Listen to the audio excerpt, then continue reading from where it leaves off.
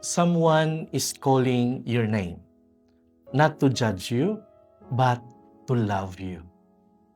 In the gospel today, Mary Magdalene is crying outside the tomb. Her heart is broken. She feels lost and alone. And sometimes that is us too. We carry pain, we carry regrets, we feel like God is far away. But then something beautiful happens.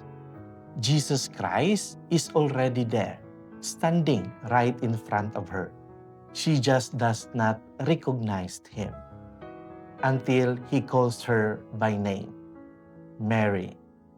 And in that moment, everything changes. Her tears turn into joy, her sorrow turns into hope. My dear friends, Jesus is doing the same for you today. He knows your name. He sees your struggles. He has not forgotten you.